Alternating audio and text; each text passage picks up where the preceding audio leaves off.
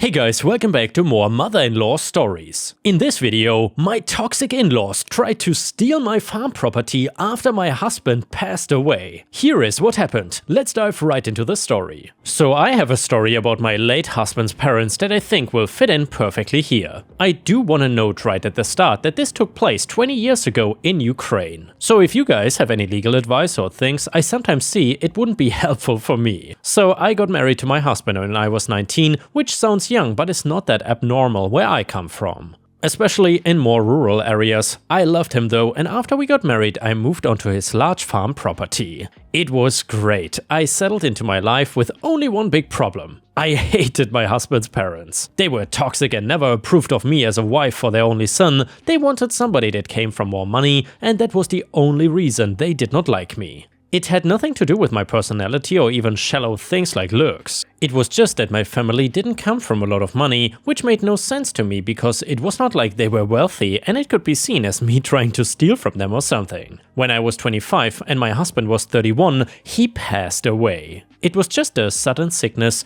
that took him so quickly, I was in a state of shock and denial. I figured that his parents would be just as much, if not more, of a mess. He was their only child and died younger than he ever should have had to. When I met them, I wanted to just talk about the funeral and then get out. Instead, they pulled this crap on me. Mother-in-law, when will you be vacating the property? Me, what? Father-in-law, we know that you have to make arrangements, so we will be nice in this hard time. A week should suffice. Me, I'm not leaving the farm, it's my home. Father-in-law, not anymore. Our son owned a large piece of land and as his parents we are entitled to it as inheritance. Unless you want to fork over the money, I know you don't have, to buy it outright. I did not know what to do and contacted a lawyer that I knew my husband had worked with for other things before. He actually had a will on file that he wrote about a year after we got married, stating that in the case of his death the land would be signed over to my name. Once I had this information and a copy sent over, I went to show his parents so they could back off. However, they did not give up and insisted that the will must be fake or I used my feminine charm to trick him.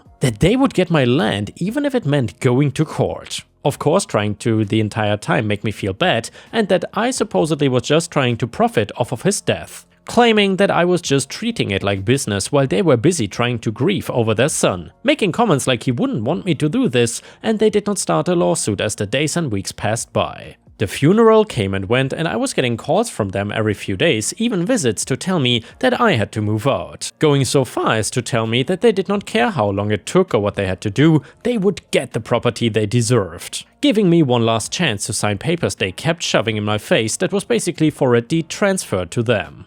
I was not signing anything and told them that they did not scare me. They started to get devious and figured that if I could not make a life on the farm, I would have to leave it.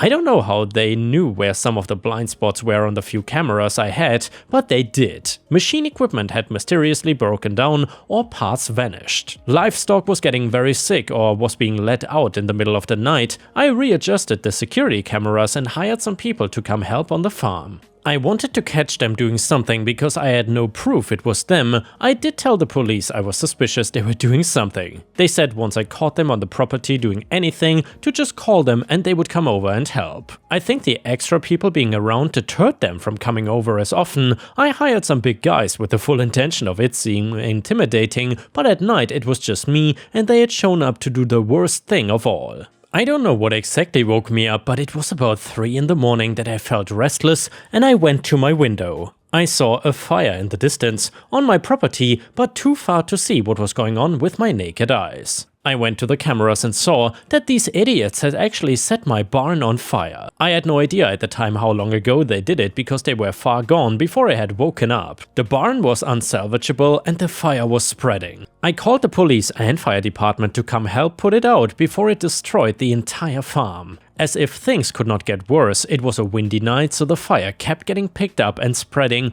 in all different directions. It was headed towards another barn, a coop, crops, and even my own house. I had never seen so many uniformed people responding to one call. They put out the fire while getting all the animals to safety and to an emergency vet in a couple of cases. Hours later I was alone and could properly check the damage that was done. None of the animals ended up killed and the 2 that went to the vet came back a day later fine. The barn was gone, so I had to get help storing some of the livestock from a neighbor until I could build a new one. My fields were also destroyed, with my crop harvest being burned to a crisp. There was nothing to salvage from it, and I was not gonna be able to make any money from it that I relied on to survive. The single positive thing to happen was the camera footage was saved from the fire. I had everything on tape from the moment those two lit the barn on fire to them running away, and cameras honestly were not as good 20 years ago, but still had good enough to get their faces clear enough that when adding motive they got nailed. They were charged with arson and attempted murder. If I didn't wake up and call for help, that fire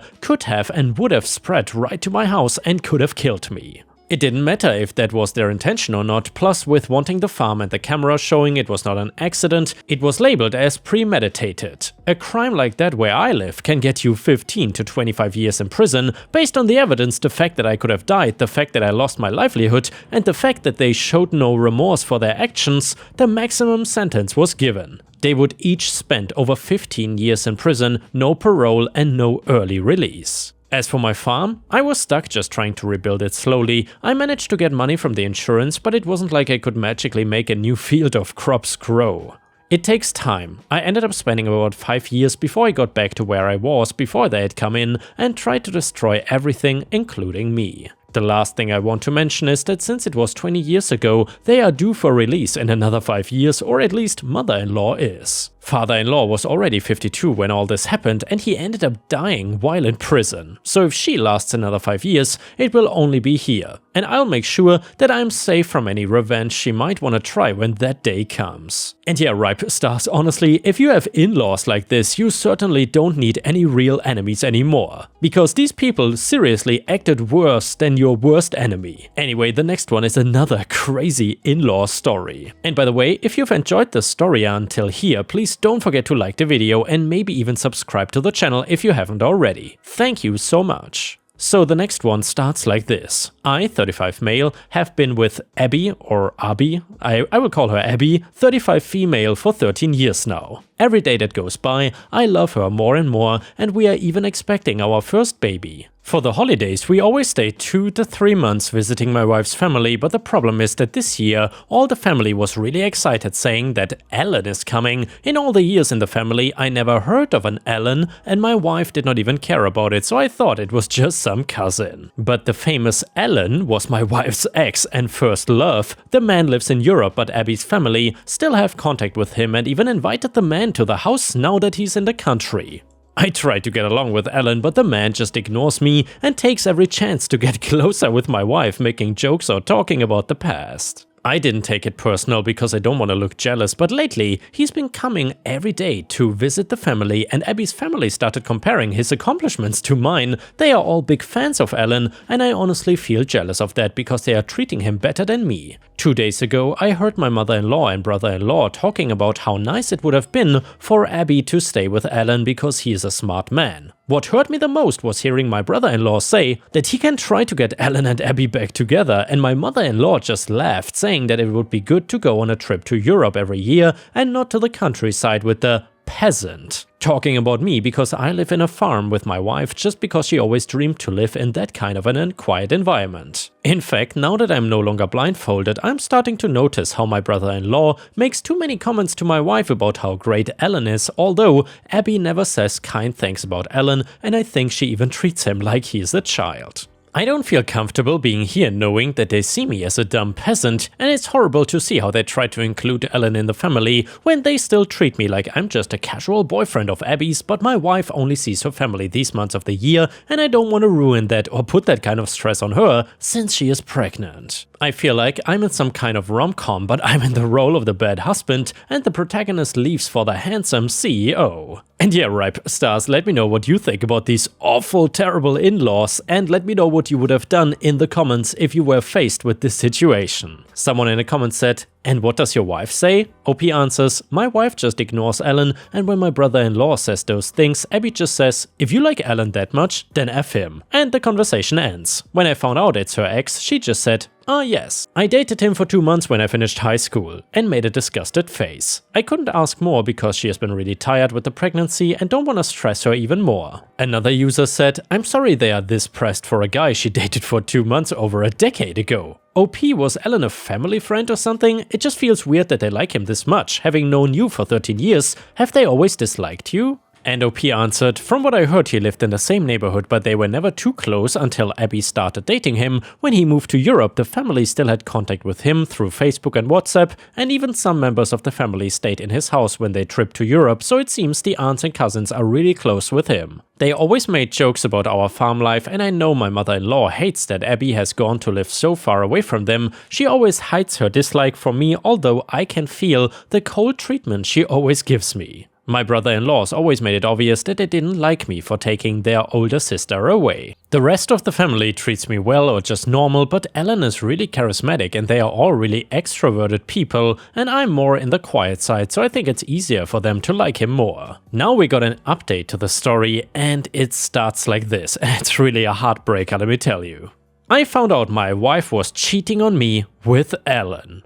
Nah, just kidding. Thanks for all the advice I received. Many of them were really helpful and some were really weird ideas, like record conversations with my mother-in-law or have my wife choose between her family or me. Maybe it's something cultural, but I'd never give an ultimatum like that because to me it's a really low blow to do. Here family is very important. After making the post and reading the comments, I decided to talk with Abby about what I heard. We were in our room and I talked about what her mother and brother said as calmly as possible, but the moment I finished telling everything, Abby just kissed my forehead and ran with her pregnant belly out of the bedroom to literally yell at everyone in the living room, and no one spoke beside an aunt who tried to justify them by saying that they were just making jokes, to which I replied that they were uncomfortable and disgusting jokes. At some point, Abby told her mom something like, whether you like it or not, I'm married to this man. I'm going to have this baby with him and many more, so shut up and bear with it. Then my wife yelled at her brothers and went with them to talk in private. My brother-in-laws talked with me and admitted that they were only doing that because they believed I was forcing Abby to marry and live in a farm far away from the family, when it was actually Abby's idea to get married in private and live in the farm, so all these years it has been just a misunderstanding. The three brothers apologized to me and were really embarrassed about their behavior, saying they only invited Ellen to mess with me.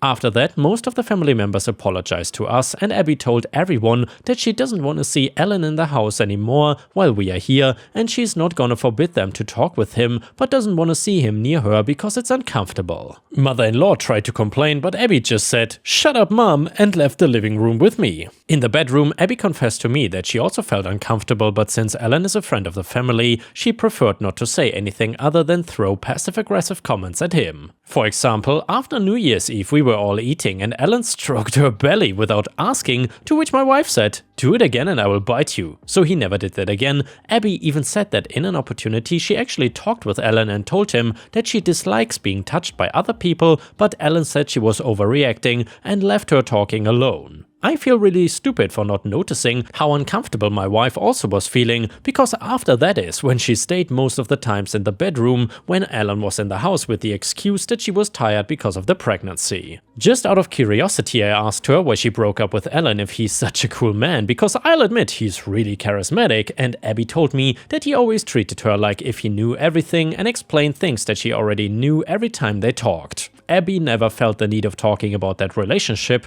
because it was not relevant and she sees me as her first love and not Ellen. I apologized to Abby for not noticing how uncomfortable she was and only looking at my own feelings without talking about it as a couple, and Abby also apologized for the same. We promised to communicate this kind of thing to each other no matter what. Yesterday we went on a date together, and when we came back my mother-in-law looked very unfriendly, but she apologized to my wife, to which Abby said she should apologize to me, so mother-in-law and I talked for a while alone, and although I'm still upset, we promised to at least be civil with each other for Abby and the baby.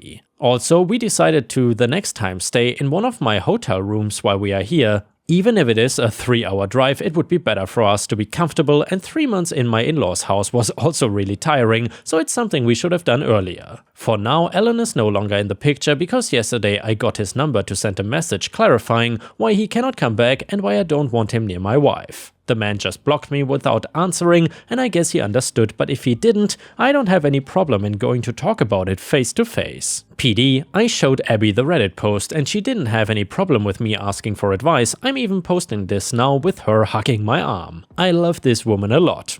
Added 2, Alan came back to the country because he divorced his wife and is flirting with any woman the way, so it seems he thought it was a great idea to try and flirt with my pregnant wife. And yeah, Ripe Stars, honestly, the wife's family seems absolutely ridiculous and that Alan guy is totally disgusting. Flirting with another man's pregnant wife is just absolutely despicable. Let me know what you think about this family in the comments. I'm really curious about what you have to say. And the next one is another revenge story. So I used to work at a gas station. Me being only 20 at the time, I needed a job since I was new to my area after moving from one state to another, and the job was good. The manager, she was awesome. She was the sweetest thing before she left, and the manager after was just as awesome before I moved to a new apartment. However, the previous assistant manager when I started working there, let's call him Richard for obvious reasons. And let's call the first manager Angel, obviously not real name. Richard was known to be a very hostile, creepy a-hole when not around the manager and made us try to do his load of the work and blamed us for being lazy when we couldn't do it and our jobs fast enough. My coworkers and I had brought the situation to the higher-ups numerous times, and as much as she wanted us to be heard, Angel couldn't do anything.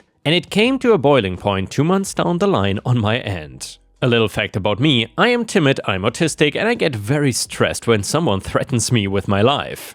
I get very sick to my core and lack of breathing if I have to deal with that, and I use that to my advantage. On the shift I was supposed to be working that day, I had asked my friend Cross, not real name, if I could borrow his speaker to listen to my music, and my manager said as long as I can do my job behind the register and Cross was okay with it, I can listen to my music, and I asked specifically if I can borrow it to take it home for a couple of days until my new speaker came in that I bought with the previous paycheck. Cross said okay, and shift change happened and Richard came in. He sees me listening to my music and he asks me to play his music from his phone on Cross's speaker. I said no, the speaker is mine for the next couple of days and I don't want to be held responsible for any damage. He then whispers under his breath for me to hear, but for the cameras in the store to not pick up, "I have a knife, you know." And I basically, in a single moment, and quickly too, came up with a way to end his BS. Now for my revenge. I yelled at him loud enough to him so the cameras can pick it up, knowing that he would have to say something to defend himself. "Why are you threatening me with a knife?" And I kinda had a mixture of fear if he actually had one and determination to make this man suffer for me and my coworkers' verbal abuse and sexual harassment we endured for the past couple months. He backs away and said, Hey, chill, it was just a joke." And I knew I had to do something because at that point I said,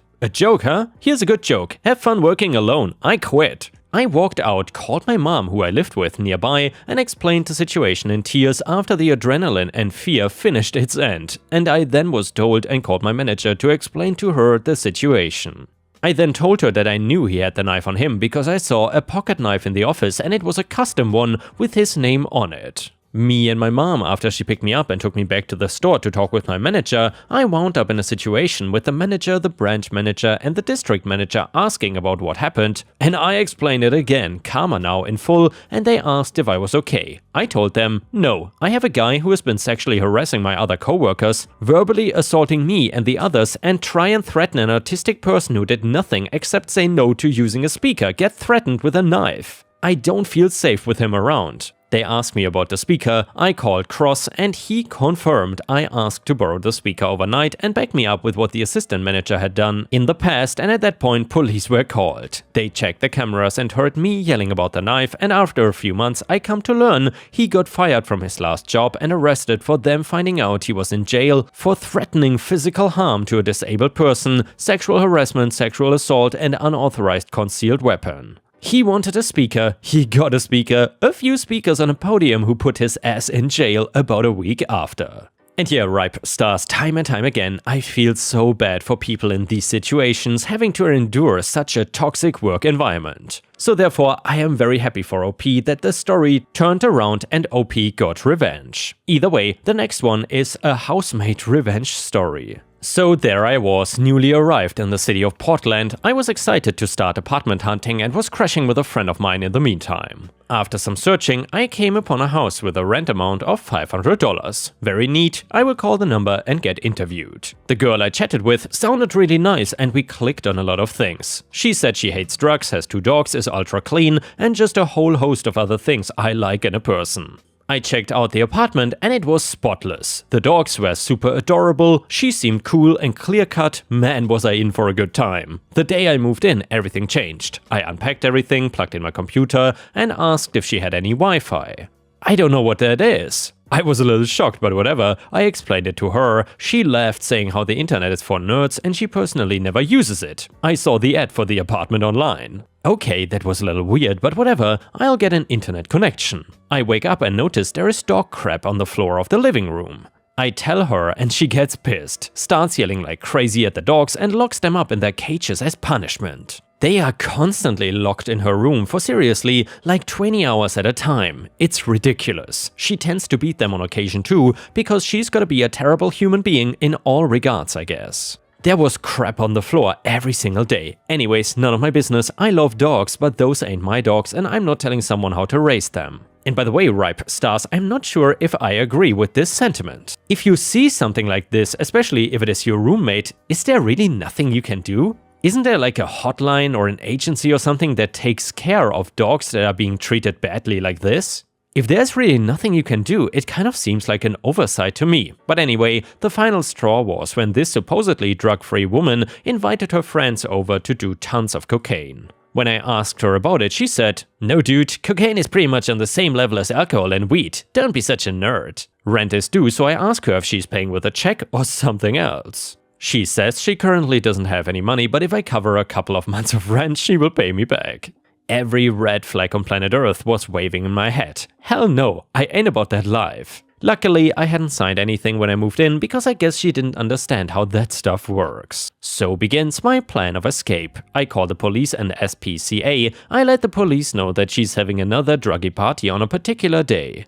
I let the SPCA know of the absolute effing filth the dogs go through. I also let the police know about that. I called up my friend and let him know that I was crashing at his place again and I would give him $100 if he helped me transport my stuff.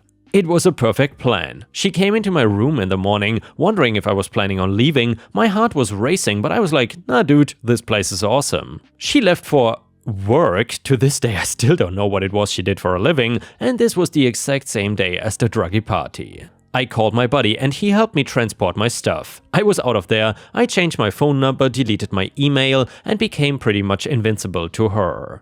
A few months later, I called a private investigator and paid her $100 to find out everything she knew about my awful housemate. I was pretty worried about those doggos. I learned the following. She was arrested and charged for intent to distribute drugs. Apparently, she had a huge amount of drugs that I didn't know about alongside other drug-related charges. She was also charged with some kind of animal abuse and she was no longer living at that address due to an eviction. She is currently serving time in prison. Life is good. And yeah, Ripe Stars, that is exactly what this animal-abusing piece of work deserves. I am so glad that this person, I would not even say it's a Karen, it's just a terrible human being, got the consequences that she really deserved. And yeah guys, if you cannot get enough of my content, please don't forget to check out my podcast by searching for Ripe Stories on all major podcast platforms such as Spotify, Apple or Google Podcasts. Furthermore, you can find bonus content by going to patreon.com/ripeyoutube or by clicking the join button here on YouTube. For a small monthly fee, you will get access to dozens and dozens of exclusive videos you won't find anywhere else. Thank you so much for watching and I hope to see you again tomorrow.